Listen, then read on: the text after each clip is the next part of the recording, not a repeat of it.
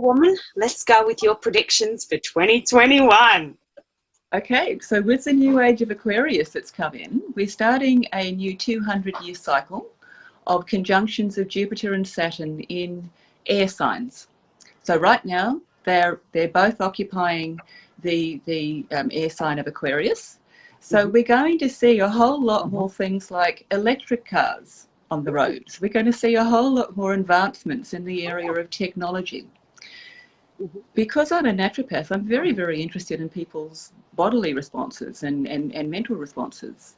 So this year we're going to see a whole lot more emphasis on people's thought processes and how they're dealing with stresses, because Uranus actually is a planet which rules the electrical system in the body, and also has a lot to do, when he's in an air sign, with the mental health.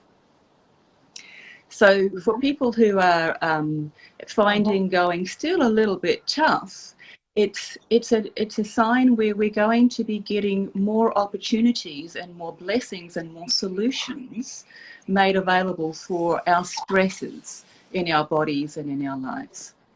And we're going to have a whole lot more technology and electric cars and things like that, which is going to be helping us as well. We're also going to see a major move into more digital currency, because the signs that rule money have also got some major activity going on there. And we're going to be seeing a whole lot more of these things to do with differences and advances in the way that we make transactions, financial transactions, that sort of thing.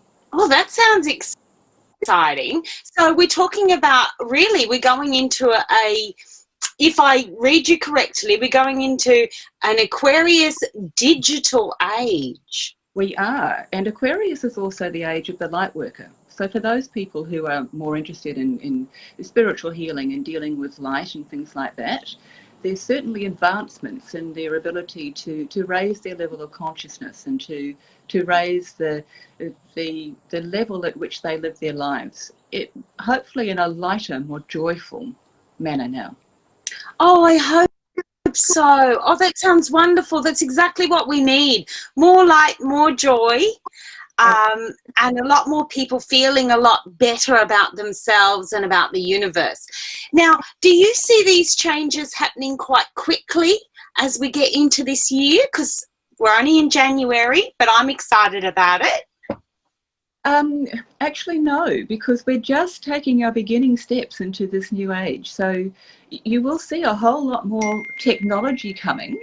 There'll be a whole lot, of advancements and things like that. But in terms of our human ability to actually make progress, we need to understand where we've come from. And we can't just drop where we've been and suddenly leap forward into the new things that are being offered, because we still are human beings, and we still have to take our baby steps, if you like, and towards those new possibilities that are being presented to us. So, for example, I call the age of Capricorn, which we are moving out of, the age of a lot of grief. And if you have grief that you haven't been able to resolve, and that is no detriment to whoever you may be, we all have it.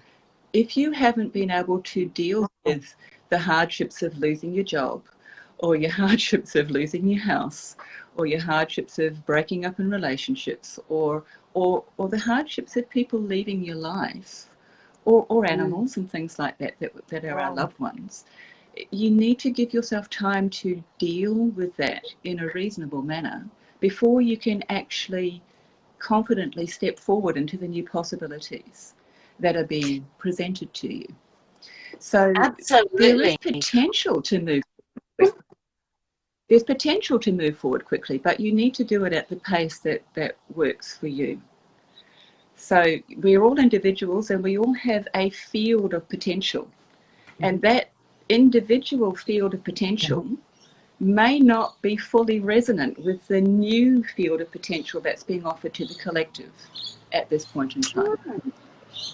Well, you need to work in rhythm.